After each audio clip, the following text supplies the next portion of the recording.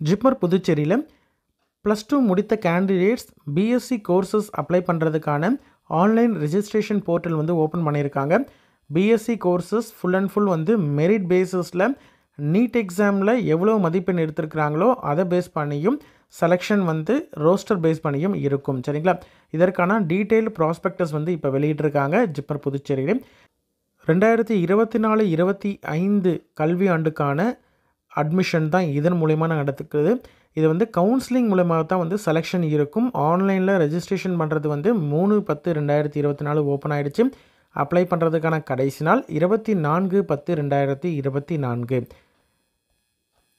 ஜிப்மர் புதுச்சேரியை பொறுத்த வரைக்கும் இது வந்து சென்ட்ரல் கவர்மெண்ட்டில் இருக்கக்கூடிய ஒரு இன்ஸ்டியூட். கவர்மெண்ட் ஆஃப் இந்தியா கீழே ministry of health and family welfare கீழே இயங்கி வரக்கூடிய ஒரு இன்ஸ்டியூட். இது வந்து இன்ஸ்டியூட் ஆஃப் நேஷ்னல் இம்பார்ட்டன்ஸ், அதாவது எய்ம்ஸ் இந்த மாதிரியான இன்ஸ்டியூட்டு கீழே ஆக்ட் ஆஃப் பார்லிமெண்ட்டு கீழே இயங்கி வரக்கூடிய ஒரு இன்ஸ்டியூட். இது வந்து BSc, MBBS, MSc, MBS, MD MS, MDS, DM, MCh, PhD இப்படி 2000 பெட் இருக்கக்கூடிய ஒரு hospital plus education institute. UG, PG மற்றும் super speciality medical training with hospital facility இருக்கக்கூடிய ஒரு institute. Contact number, email ID எல்லாமே கொடுத்துருக்காங்க. ஏதாவது அட்மிஷன் ப்ராசஸில் ஏதாவது உங்களுக்கு டவுட்ஸ் அப்படின்ற மாதிரி இருந்தால் அதற்கான காண்டாக்ட் நம்பர், மெயில் ஐடி கொடுத்துருக்காங்க. டவுட்ஸ்னால் நீங்கள் கிளாரிஃபை பண்ணிக்கலாம். இதில் இந்த ப்ராஸ்பெக்டஸில் என்னென்ன கொடுத்துருக்குறாங்க, எப்படி செலெக்ஷன் இருக்கும், எப்படி அப்ளை பண்ணணும், என்னென்ன டாக்குமெண்ட்ஸ்லாம் தேவை அப்படின்றத டீட்டெயிலாக நம்ம பார்க்கலாம். இம்பார்ட்டன்ட் டேட்ஸை பொறுத்த வரைக்கும் முன்னாடியே நம்ம பார்த்துட்டோம். ஆன்லைன் ரெஜிஸ்ட்ரேஷன் 3/10/2024 ஓப்பன் ஆகுது. க்ளோசிங்கை பொறுத்த வரைக்கும் 24/10/2024 4 மணிக்கு வரைக்கும் நீங்கள் இதற்கு ஆன்லைனில் அப்ளை பண்ணலாம். சரிங்களா? எலிஜிபிள் லிஸ்ட்டை பொறுத்த வரைக்கும் 8/11/2024 முன்னாடி அல்லது அதற்கு அன்னைக்கு உங்களுக்கு வந்து எலிஜிபிலிட்டி லிஸ்ட் வந்து வெளியிடுவாங்க. அட்மிஷன் ப்ராசஸ் ரிமைனிங் எல்லாமே வந்து உங்களுக்கு ஷார்ட்லி வந்து அனௌன்ஸ் பண்ணுவாங்க அப்படின்றதையும் சொல்லியிருக்காங்க. கிளாஸஸ், இதில் ஜாயின் பண்ணக்கூடிய கேண்டிடேட்ஸ்க்கான கிளாஸஸ் 25/11/2024 மண்டேலேருந்து ஸ்டார்ட் ஆகும் அப்படின்றத சொல்லியிருக்காங்க. அதே மாதிரி ஸ்டூடெண்ட் வந்து 25/11/2024 கிளாஸஸ் ஜாயின் பண்ணுறதுக்கு ரெடியாக இருக்கிற மாதிரி இருக்கணும் அப்படின்றதையும் சொல்லியிருக்காங்க. சரிங்களா? இதில் பிஎஸ்சி கோர்சஸ், அதாவது பேச்சுலர் ஆஃப் சயின்ஸ் பிஎஸ்சி கோர்சஸை பொறுத்த வரைக்கும் அண்டர் கிராஜுவேட் ப்ரோக்ராம், இது யூஜி கோர்சஸ், பிஎஸ்சி நர்சிங் மற்றும் பிஎஸ்சி அலைடு ஹெல்த் சயின்ஸ் கோர்சஸுக்கான அட்மிஷன் தான் இந்த கவுன்சிலிங் மூலயமாக செலெக்ஷன் இருக்கும். இதற்கான கோர்ஸ் டியூரேஷன், பிஎஸ்சி கோர்ஸை பொறுத்த வரைக்கும் பிஎஸ்சி நர்சிங்கில் 4 வருடம் வந்து கோர்ஸ் இருக்கும். இதில் 4 வருடத்தில் இன்க்ளூடிங் 24 வீக் வந்து பெய்டு இன்டர்ன்ஷிப்பும் உங்களுக்கு வந்து அங்கே வந்து ஸ்டைஃபண்டோட பெய்டு இன்டர்ன்ஷிப் வந்து 24 வாரம் வந்து உங்களுக்கு இன்டர்ன்ஷிப் இருக்கும். அதுவே வந்து பிஎஸ்சி அலைடு ஹெல்த் சயின்ஸ் கோர்சஸை பொறுத்த வரைக்கும் பிஎம்எல்எஸ் அப்படின்னு சொல்லக்கூடிய bachelor of medical laboratory sciences வந்து ஃபுல் டைமில் ரெண்டுமே, அதாவது பிஎஸ்சி நர்சிங்காக இருக்கட்டும், அலைடு ஹெல்த் சயின்ஸ் கோர்சஸாக இருக்கட்டும், எல்லாமே ஃபுல் டைம் தான், பார்ட் டைம் கிடையாது. ஃபுல் டைம் 4 வருடம் இருக்கும். அதில் கோர்ஸ் பார்த்திங்கன்னா 3 வருடம் தியரியும் 6 மாதம் கம்பல்சரி இன்டர்ன்ஷிப் இருக்கும். அதுவே வந்து இந்த பிஎம்எல்எஸை தவிர ரிமைனிங் இருக்கக்கூடிய அலைடு ஹெல்த் சயின்ஸ் கோர்சஸ்க்கெலாம் பார்த்திங்கன்னா 4 வருடம் தான் கோர்ஸு. அதில் 3 வருடம் வந்து தியரி அண்ட் ப்ராக்டிக்கல் கிளாஸஸ் இருக்கும். 1 வருடம் வந்து கம்பல்சரி இன்டர்ன்ஷிப் இருக்கும். சரிங்களா? இதில் இருக்கக்கூடிய ஒவ்வொரு கோர்ஸுக்கும் என்னென்ன ஹையர் ஸ்டடீஸில் இருக்கக்கூடிய ஆப்பர்ச்சுனிட்டி என்ன, அதே மாதிரி ஜாப் ஆப்பர்ச்சுனிட்டி என்ன அப்படின்றது எல்லாமே வந்து டீட்டெயில்ஸாக கரிக்குலம் மாதிரி கொடுத்துருக்குறாங்க. அதற்குடைய லிங்க்கும் வந்து கொடுத்துருக்குறாங்க. அதில் நீங்கள் தெரிஞ்சுக்கலாம். அதை ஓப்பன் பண்ணி சீட் டிஸ்ட்ரிபியூஷனை பொறுத்த வரைக்கும் பிஎஸ்சி நர்சிங்கில் 94 சீட்ஸ் இருக்குது, 94 சீட்ஸ் இருக்குது. இதில் ஃபுல்லி வந்து எக்ஸ்க்ளூசிவாக ஃபீமேல் கேண்டிடேட்டுக்கு தான் வந்து சீட்ஸ் அதிகமாக இருக்குது. 85 சீட்ஸ் வந்து ஃபீமேல் கேண்டிடேட்டுக்கு ரிசர்வ்டு. மேல் கேண்டிடேட்டை பொறுத்த வரைக்கும் 9 சீட் மட்டும்தான் வந்து மேல் கேண்டிடேட்டுக்கு எலிஜிபிள். அவுட் ஆஃப் 94, 9 வந்து மேல் கேண்டிடேட்டுக்கும் 85 வந்து ஃபீமேல் கேண்டிடேட்டுக்கும் சீட்ஸ் வந்து டிஸ்ட்ரிபியூஷன். அதுவே வந்து அலைடு ஹெல்த் சயின்ஸ் கோர்சஸில் வந்து 87 சீட்ஸ் இருக்குது. இந்த 87 சீட்ஸில் both female as well as male candidate யார் வேணாலும் ஜாயின் பண்ணலாம். சரிங்களா? செப்பரேட் ரிசர்வேஷன் இதில் வந்து மேல் கேண்டிடேட் அண்ட் ஃபீமேல் கேண்டிடேட்க்கு செப்பரேட்டாக கிடையாது. ஃபுல் அண்ட் ஃபுல் வந்து இருக்கக்கூடிய 87க்கும் மேல் ஆஸ் வெல் அஸ் ஃபீமேல் யார் வேணாலும் எலிஜிபிள். இதில் சீட் டிஸ்ட்ரிபியூஷனை பொறுத்த வரைக்கும் bachelor of medical laboratory science பிஎம்எல்எஸில் பொறுத்த வரைக்கும் 37 சீட்டும், அனஸ்தீஷியா டெக்னாலஜியில் 5 சீட்டு, ஆப்டோம் பேச்சுலர் ஆஃப் ஆப்டோமெட்ரியில் 5 சீட்டு, கார்டியாக் லெபார்ட்டரி டெக்னாலஜி சிஎல்டியில் வந்து 5 seat, dialysis therapy technology 5 seat, medical laboratory technology in blood பேங்கிங்கில் 5 seat, medical radiology and imaging டெக்னாலஜியில் 5 சீட்டு, நியூரோ டெக்னாலஜியில் 5 சீட்டு, நியூக்ளியர் மெடிசன் டெக்னாலஜியில் 5 சீட்டு, பெர்ஃபியூஷன் டெக்னாலஜியில் 5 சீட்டு, ரேடியோ தெரப்பி டெக்னாலஜியில் 5 சீட்டு, டோட்டலாக இன்க்ளூடிங் நர்சிங்கை சேர்த்து 181 சீட் வந்து BSc nursing plus BSc allied health science கோர்சஸில் இருக்குது. 181 சீட்ஸ் இருக்குது. இதிலே வந்து பிடபிள்யூடி கேண்டிடேட், அதாவது பர்சன்ஸ் வித் பெஞ்ச்மார்க்கிங் டிசபிலிட்டி கேண்டிடேட்டுக்கு 5% சீட் வந்து reserved as per right of persons with disability act 2016 படி உண்டு அப்படின்னு சொல்லியிருக்காங்க. அதற்கான கைட்லைன்ஸ் சீட் டிஸ்ட்ரிபியூஷன் எப்படி இருக்கும், ரோஸ்டர் பாயிண்ட்லாம் என்ன அப்படின்றதுனா செப்பரேட்டாக பின்னாடி கொடுத்துருக்காங்க. 1 by 1 பார்க்கலாம். அதற்கு முன்னாடி கேட்டகரிஸ் அப்படின்றது பார்த்திங்கன்னா என்னென்ன கேட்டகரியில் ரிசர்வேஷன்ஸ் இருக்குது அப்படின்றது அன்ரிசர்வ்டு பொறுத்த வரைக்கும் என்டிஏ நீட் 2024 இன்ஃபர்மேஷன் புல்லட்டில் எலிஜிபிலிட்டி என்னன்னு கொடுத்துருக்காங்க. அது இந்தியன் நேஷன் யார் வேணாலும், அதாவது இந்த அன்ரிசர்வ்டுக்கு eligibility prescribed by NDA NEET என்ன சொல்லியிருக்காங்களோ அது வந்து எலிஜிபிலிட்டியில் வருவாங்க. ஓபிசி என்சிஎல், அதாவது அதர் பேக்வர்ட் கிளாஸஸில் ஓபிசி நான் க்ரீமி லேயர் கேண்டிடேட்ஸ்லாம் பார்த்திங்கன்னா உங்களுக்கு 1/4/2023 அப்புறமேட்டு வாங்கின ஓபிசி என்சிஎல் சர்டிஃபிகேட் வச்சுருந்தா மட்டும்தான் எலிஜிபிள். இன்னொரு முக்கியமானது, பாண்டிச்சேரியில் இருந்தாலும் தமிழ்நாட்டை சேர்ந்த கேண்டிடேட்ஸ் இதற்கு எலிஜிபிள். சரிங்களா, இதை படிக்கிறதுக்கு வந்து இங்கே படிக்கிறதுக்கு எலிஜிபிள். ஏன்னா இது வந்து சென்ட்ரல் கவர்மெண்ட் இன்ஸ்டியூட் அப்படின்றதுனால ஆல் ஓவர் இந்தியாவிலேருந்து யார் வேணாலும் எலிஜிபிள் கேண்டிடேட் அப்ளை பண்ணலாம். அதே மாதிரி ஓபிசி தமிழ்நாட்டை பொறுத்த வரைக்கும் பிசி எம்பிசி இந்த மாதிரி செப்பரேட் சர்டிஃபிகேட் கொடுத்துருந்தாலும் இது வந்து central government job, central government education இன்ஸ்டியூட்டில் படிக்கிறதுக்கு எல்லாத்துக்கும் பார்த்திங்கன்னா ஓபிசி என்சிஎல் சர்டிஃபிகேட் இருந்தால் மட்டும்தான் eligible. OBC creamy layer candidate not eligible, ஆனால் அவங்க வந்து அன்ரிசர்வ்டுக்கு எலிஜிபிள். சரிங்களா, ஓகே. அதே மாதிரி எஸ்சி எஸ்டி கேண்டிடேட் ப்ராப்பரான அனெக்ஷர் 2ல் இருக்கக்கூடிய ஃபார்மேட் மாதிரி சர்டிஃபிகேட் இருந்தால் மட்டும்தான் எலிஜிபிள்.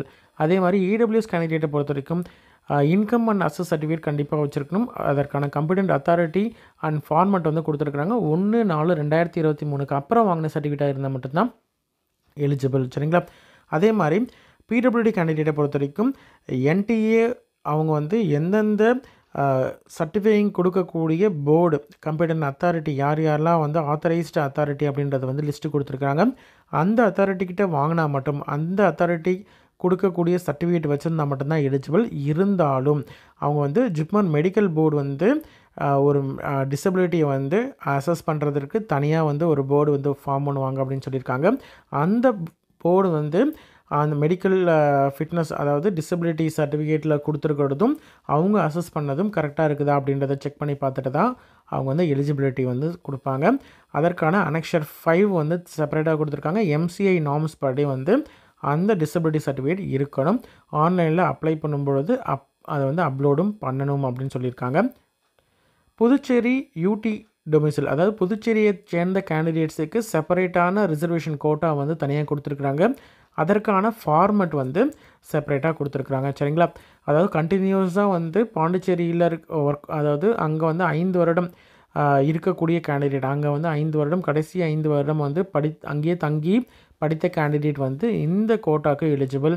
அதே மாதிரி 10th 12th அங்கே கண்டினியூஸாக லாஸ்ட்டு 5 years வந்து படிச்சுட்டு அகாடமிக் வந்து பண்ணிவிட்டு பாண்டிச்சேரியில் ஏதாவது ஸ்கூலில் படித்துட்டு அங்கே வந்து நீட் எக்ஸாம் அட்டன் பண்ணி எழுதின கேண்டிடேட், அதாவது தமிழ்நாட்டிலேயோ வேறு எங்கேயோ வேணால் நீட் எக்ஸாம் எழுதியிருக்கலாம். ஆனால் 10th 12th பப்ளிக் எக்ஸாம் வந்து தமிழ்நாட்டில் பாண்டியில் வந்து படிச்சிருக்கணும். சரிங்களா, அதே மாதிரி கண்டினியூஸாக லாஸ்ட்டு 5 years வந்து அங்கே பாண்டிச்சேரியில் படித்திருக்கணும். சரிங்களா, அது சொல்லியிருக்காங்க. அதே மாதிரி சென்ட்ரல் கவர்மெண்ட்லேயோ அல்லது அங்கே பாண்டிச்சேரி ஸ்டேட் கவர்மெண்ட்லேயோ இல்லை வந்து சென்ட்ரல் கவர்மெண்ட் இன்ஸ்டியூட் அங்கே இருக்கக்கூடிய கவர்மெண்ட் அட்டானமஸ் இன்ஸ்டியூட்டில் இல்லைனா வந்து பப்ளிக் செக்டர் அண்டர்டேக்கிங்கில் எம்ப்ளாயீஸாக இருக்கிறாங்க, சென்ட்ரல் பேராமிலிட்ரி ஃபோர்ஸில் அங்கே பாண்டியில் ஒர்க் பண்ணிகிட்ருக்காங்க அப்படின்ற மாதிரி இருந்தாலும் அவங்களுடைய பசங்களும் இதற்கு எலிஜிபிள். சரிங்களா, அதே மாதிரி defence person who were killed and disabled in action who have declared Puducherry as their ஹோம்டவுனாக அங்கே வந்து அவங்க பதிவு பண்ணி அவங்களுடைய பேரண்ட்ஸ் வந்து ஏதாவது ஒரு டிஃபென்ஸ் பர்சனலாக இருந்து அவங்க வந்து இறந்துருக்குறாங்க அப்படின்ற மாதிரி இருந்தாலும் அவங்களும் எலிஜிபிள். சரிங்களா, பாண்டிச்சேரியை சேர்ந்த கேண்டிடேட் அப்படின்ற மாதிரி இருந்தாலும் அதுலேயுமே வந்து உட்பிரிவுகள் வந்து உண்டு. அன்ரிசர்வ்டுக்கும் செப்பரேட் கோட்டா உண்டு. அதே மாதிரி ஓபிசி செப்பரேட் ஓபிசி வந்து பாண்டிச்சேரி கேண்டிடேட்டுக்கும் பிஓபிசி என்சிஆர் அப்படின்னு சொல்கிறாங்க. அதே மாதிரி ஷெட்யூல் கேஸ்ட்டில் வந்து பிஎஸ்சி, ஷெட்யூல் ட்ரைபில் வந்து பிஎஸ்டி, எக்கனாமிக்கலி வீக்கர் செக்ஷனில் PEWS, Pondicherry persons with benchmarking disability வந்து பிடபிள்யூபிடி அப்படின்னு சொல்லிட்டு செப்பரேட் ரிசர்வேஷன் வந்து உண்டு. இந்த கேண்டிடேட் ஜென்ரல் ரிசர்வேஷனுக்கும் எலிஜிபிள் ப்ளஸ் பாண்டிச்சேரி ஸ்பெஷல் ரிசர்வேஷனுக்கும் எலிஜிபிள். சரிங்களா? எலிஜிபிலிட்டி இந்த கோர்ஸ் படிக்கிறதுக்கு என்னென்ன எலிஜிபிள் அப்படின்னு பார்த்தீங்கன்னா, மினிமம் இந்தியன் நேஷனலாக கண்டிப்பாக இருக்கணும். அதே மாதிரி என்டிஏ நடத்தின, அதாவது நேஷ்னல் டெஸ்டிங் ஏஜென்சி நடத்தின national eligibility cum entrance test NEET under graduate 2024 exam வந்து அட்டன் பண்ணி குவாலிஃபை ஆகியிருக்கணும். சரிங்களா? அதே மாதிரி 17 வயது பூர்த்தி அடைந்திருக்கணும். சரிங்களா? கட் ஆஃப் டேட் வந்து டிசம்பர் 2024 31 அன்னைக்கு 17 வயது பூர்த்தி அடைந்திருக்கணும். First year BSc course admission ஆகணும் அப்படின்ற மாதிரி இருந்தால் கண்டிப்பாக அவங்க 1/1/2008க்கு முன்னாடி பிறந்திருக்கணும். On or before 1/1/2008. சரிங்களா?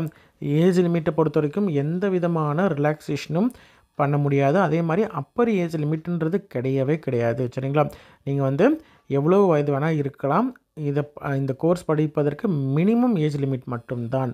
அதே மாதிரி குவாலிஃபையிங் நேச்சரை பொறுத்த வரைக்கும் 12ஆம் வகுப்பில் ஃபிசிக்ஸ், கெமிஸ்ட்ரி, பயாலஜி அல்லது பாட்னி ஜுவாலஜியை படித்திருக்கணும். இங்கிலீஷை ஒரு சப்ஜெக்டாக படிச்சிருக்கணும். சரிங்களா? அதே மாதிரி அவங்க வந்து 10 அதுக்கப்புறம் 12ஆம் வகுப்பு +3 அப்படின்ற மாதிரியாக இருந்தாலும் நேஷ்னல் கமிஷனில் நீங்கள் படிச்சிருந்தாலுமே எலிஜிபிள் தான். +2 மட்டும் முடிச்சிருக்கிறாங்க அப்படின்ற மாதிரி இருந்தாலும் அந்த கேண்டிடேட்டும் எலிஜிபிள். ஆனால் ஃபிசிக்ஸ், கெமிஸ்ட்ரி, பயாலஜி அல்லது பாட்னி ஜுவாலஜி படிச்சிருக்கணும். சரிங்களா? இந்த சப்ஜெக்ட்லலாம் வந்து அன்ரிசர்வ்டு கேண்டிடேட் அல்லது இடபிள்யூஎஸ் கேண்டிடேட் அப்படின்ற மாதிரி இருந்தால் மினிமம் வந்து எல்லா மதிப்பெண்ணையும் சேர்த்து, அதாவது ஃபிசிக்ஸ், கெமிஸ்ட்ரி, பயாலஜி அல்லது பாட்னி ஜுவாலஜி எல்லாத்தையும் சேர்த்து 50% மார்க் வந்து எடுத்துருக்கணும் டுகெதர். சரிங்களா? இந்த மதிப்பெண் தான். லாங்குவேஜ் மார்க்கோ இல்லை ரிமைனிங் மார்க்ஸ்லாம் தேவையில்லை. இந்த மதிப்பெண் எல்லாத்தையும் சேர்த்து 50% மினிமம் எடுத்திருந்தால் எலிஜிபிள். அதே மாதிரி அதுவே வந்து எஸ்சிஎஸ்டி கேண்டிடேட் அப்படின்ற மாதிரி இருந்தால் இந்த மதிப்பெண் எல்லாம் சேர்த்து 40% மினிமம் எடுத்திருக்கணும். அன்ரிசர்வ்டு இடபிள்யூஎஸ் கேண்டிடேட்லேயே பிடபிள்யூடி கேண்டிடேட்டாக இருந்தாங்கன்னா மினிமம் 45% வந்து கண்டிப்பாக எடுத்திருக்கணும். சரிங்களா? இன்ஸ்ட்ரக்ஷன் வந்து ஆன்லைனில் தான் அப்ளை பண்ண முடியும்னு சொன்னோம் இல்லையா? ஆன்லைனில் அப்ளை பண்ணுறதுக்கான ஸ்டேஜஸ் என்னென்னு பார்த்தீங்கன்னா, ரெஜிஸ்ட்ரேஷன் இருக்கும். அதே மாதிரி கேண்டிடேட்டுடைய டீட்டெயில், டாக்குமெண்ட்ஸ் அப்லோட் பண்ணுறது, ஃபைனலைஸ் பண்ணுறது. எந்த விதமான அப்ளிகேஷன் ஃபீஸும் கிடையாது. ரெஜிஸ்ட்ரேஷன் பண்ணக்கூடிய கேண்டிடேட் வந்து வெப்சைட்டில், அதாவது jipmer.edu.in அப்படின்ற அஃபிஷியல் வெப்சைட்குள்ளே போயிட்டு JIPMER BSc nursing and allied health science courses admission 2024-25 அப்படின்னு சொல்லிட்டு இந்த ரெஜிஸ்ட்ரேஷன் லிங்க் வந்து இருக்கும். ஃபுல் நேமை பொறுத்த வரைக்கும் 12ஆம் வகுப்பு மதிப்பெண் சான்றிதழ் இருக்கு இல்லையா, மார்க் ஷீட்டில் உங்களுடைய பேர் எப்படி டைப் பண்ணியிருக்கோம் அதே மாதிரி இருக்கணும். ஸ்பெல்லிங்கும் சரி, ஆர்டரும் சரி. இனிஷியல் முன்னாடி என்ன அதே மாதிரி இருக்கணும், பின்னாடினா பின்னாடி எப்படி இருக்கோ அதே மாதிரி நீங்கள் கொடுக்கணும். அதே மாதிரி நீங்கள் நீட் யூஜி 2024க்கு அப்ளை பண்ணும் பொழுது என்ன மெயில் ஐடி கொடுத்தீங்க, என்ன மொபைல் நம்பர் கொடுத்தீங்களோ அதுவே கொடுக்கணும் அப்படின்னு சொல்லியிருக்காங்க. அது மாதிரி கொடுத்தீங்கன்னா பெட்டர். அது மாதிரி கொடுக்கறது நல்லது. சரிங்களா? என்னென்ன டாக்குமெண்ட்ஸ்லாம் தேவைன்னு பார்த்தீங்கன்னா, உங்களுடைய லேட்டஸ்ட்டு பாஸ்போர்ட் சைஸ் ஃபோட்டோவை ஸ்கேன் பண்ணி ஃபோட்டோ ரெடியாக வச்சுருக்கணும். சைன் ரெடியாக வச்சுருக்கணும். அதே மாதிரி உங்களுடைய நீட்டு ஸ்கோர் கார்டு 2024 ரீரிவைஸ்டு ஸ்கோர் கார்டு கண்டிப்பாக வச்சுருக்கணும். OBC, NCL, SC ST, EWS, PWD candidate, Pondicherry residency இருக்கக்கூடிய கேண்டிடேட் எதற்கு எதெல்லாம் எலிஜிபிள் உங்களுக்கு வருதோ அதற்கான ப்ரூஃப் எல்லாம் கண்டிப்பாக வச்சுருக்கணும். சரிங்களா? இது எல்லாத்தையும் நீங்கள் அப்லோட் பண்ணுற மாதிரி இருக்கும். கேண்டிடேட் வந்து உங்களுடைய டீட்டெயில்ஸை ஃபுல் அண்ட் ஃபுல் 1 by 1 நீங்கள் வந்து கொடுக்கணும். கொடுத்ததுக்கப்புறம் ஃபோட்டோவை பொறுத்த வரைக்கும் ஃபோட்டோவை வந்து கேண்டிடேட்டோட பேர், அதுக்கப்புறம் ஸ்பேஸ் விட்டு photograph.jpg அப்படின்ற இதில் வந்து சேவ் பண்ணி வைக்கணும். ஃபைல் நேமு, அதாவது ஃபோட்டோவோட நேமு. ஃபோட்டோ வந்து 1/1/2024க்கு அப்புறம் எடுத்த ஃபோட்டோவாக இருக்கணும்னு சொல்லியிருக்காங்க. 1 MBக்கு விட கம்மியாக இருக்கக்கூடிய ஃபோட்டோவாக இருக்கணும். சைனையும் அதே மாதிரி தான் உங்களோட பேர் ஸ்பேஸு signature.jpg அப்படின்ற ஃபார்மேட்டில் இருக்கணும். 20லேருந்து 100 KBக்குள்ளே ஜேபிஜி ஃபார்மேட்டில் இருக்கணும். அதே மாதிரி உங்களுடைய டாக்குமெண்ட்ஸு யூஜி நீட்டோடைய ஸ்கோர் கார்டாக இருக்கட்டும், உங்களுடைய கம்யூனிட்டி சர்டிஃபிகேட்டாக இருக்கட்டும், பிடபிள்யூடி சர்டிஃபிகேட்டாக இருக்கட்டும், எதெல்லாம் உங்களுக்கு ப்ரூஃபோ அந்த ஐடி கார்டு, அதாவது அட்ரஸ் ப்ரூஃபாக இருக்கட்டும், கம்யூனிட்டி சர்டிஃபிகேட் அல்லது caste certificate, income and asset certificate, PWD கேண்டிடேட்னா அதற்கான சர்டிஃபிகேட் என்னென்னலாம் உங்களுக்கு அப்ளிகபிளோ அது எல்லாத்தையும் நீங்கள் வந்து பிடிஎஃப் ஃபார்மேட்டில் சேவ் பண்ணி வச்சுக்கிட்டு நீங்கள் வந்து 300 கேபிக்குள்ளே இருக்கக்கூடிய டாக்குமெண்ட்டாக இருக்கணும். அதை நீங்கள் அப்லோட் பண்ணணும். சரிங்களா?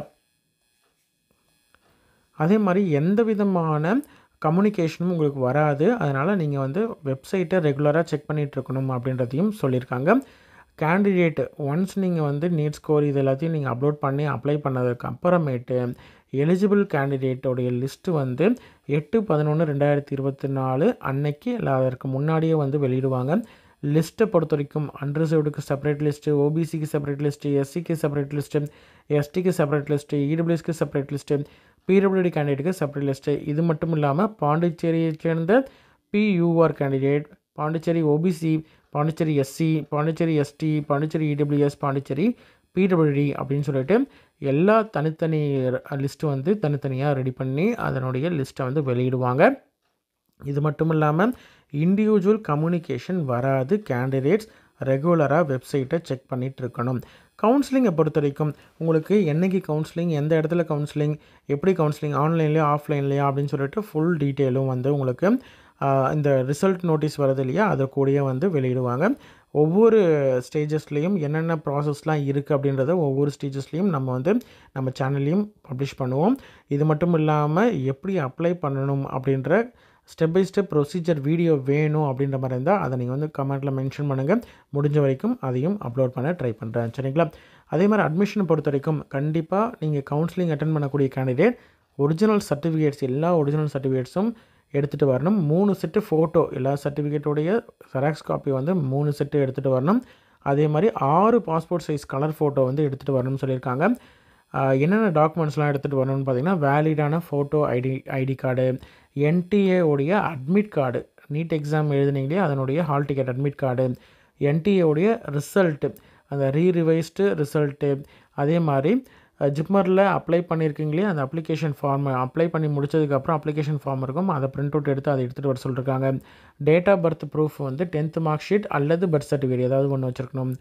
10th பாஸ், அதாவது 12th பாஸ் பண்ணதுக்கான பாஸ் சர்டிஃபிகேட் இருக்குது அப்படின்ற மாதிரி தான். இப்போ நம்ம இங்கே தமிழ்நாடு பாண்டிச்சேரிலாம் பார்த்திங்கன்னா பாஸ் சர்டிஃபிகேட் செப்பரேட்டாக கொடுக்க மாட்டாங்க. அதனால் மார்க் ஷீட் இருந்தாலே அதுவே பாஸ் சர்டிஃபிகேட்.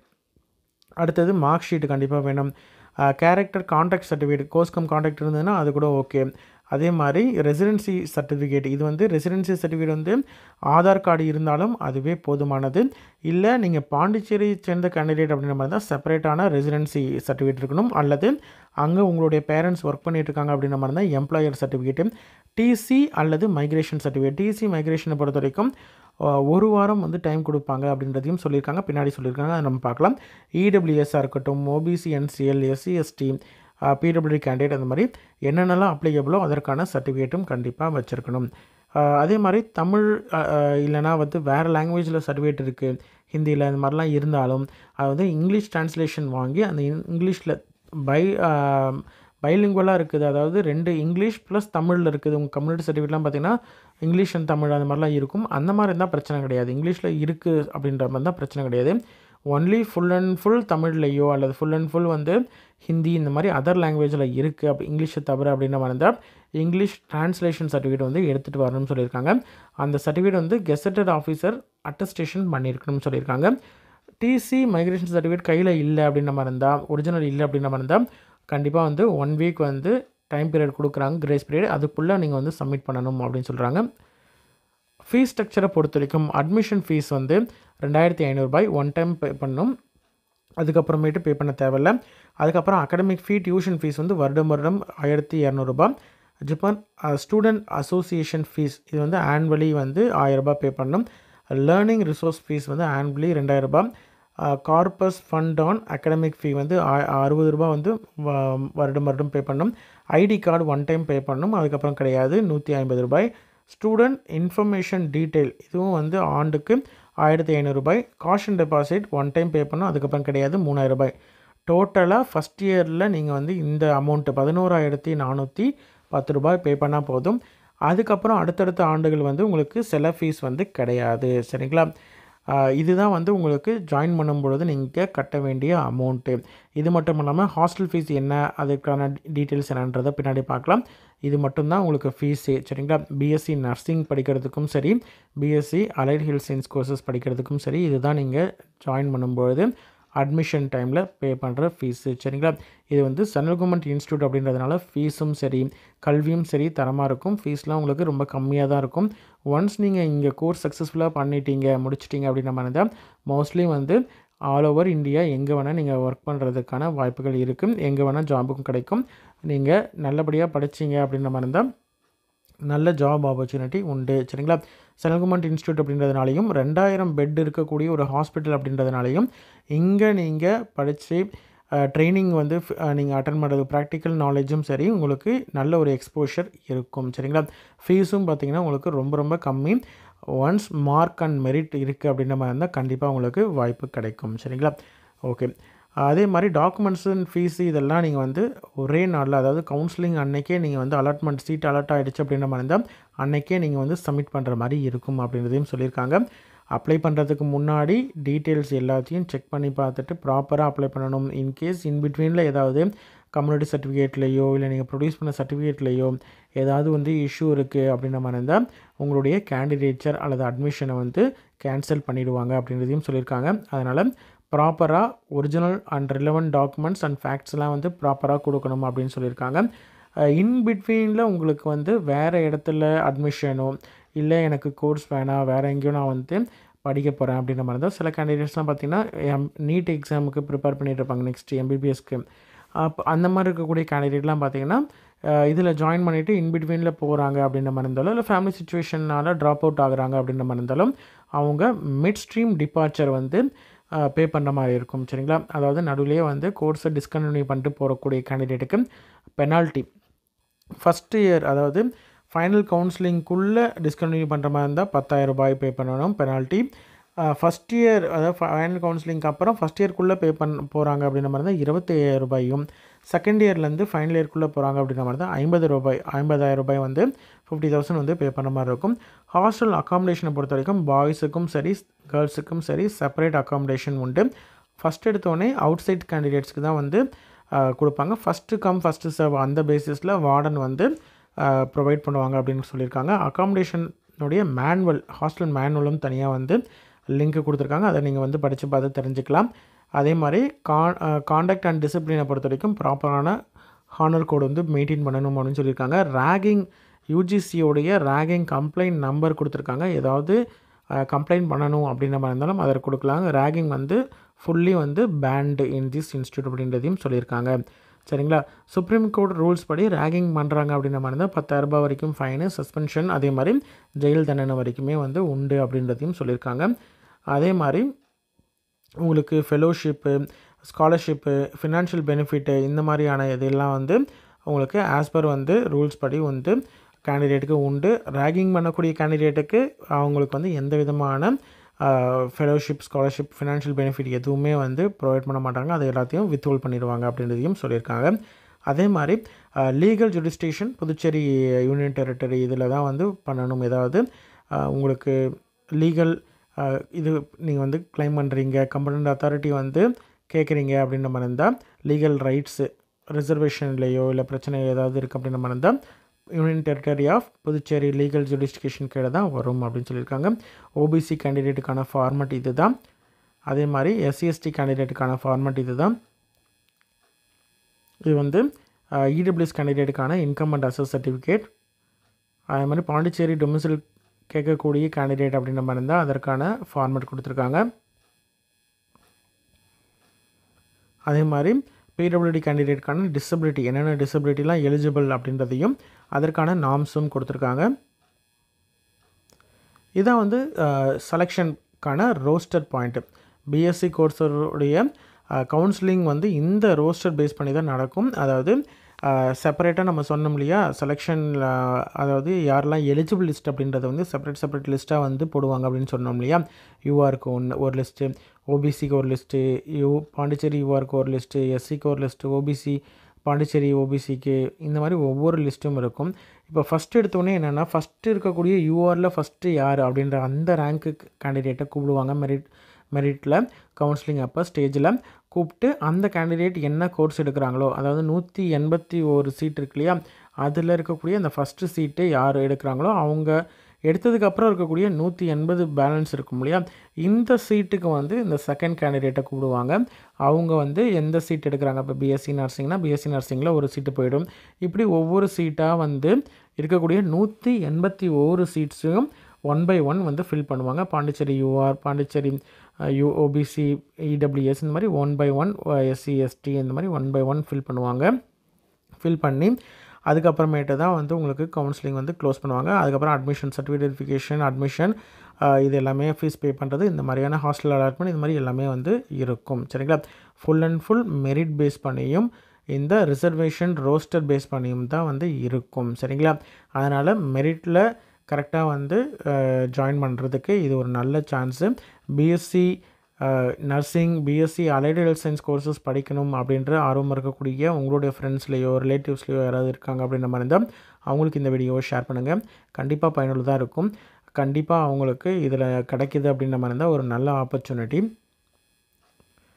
இது வந்து ஹாஸ்டல் ஃபீஸை பொறுத்த வரைக்கும் நான் ரீஃபண்டபிள். வருடம் வந்து எஸ்டாப்ளிஷ்மெண்ட் சார்ஜஸ் வந்து 6000 ரூபாய் வந்து பே பண்ணுற மாதிரி இருக்கும்.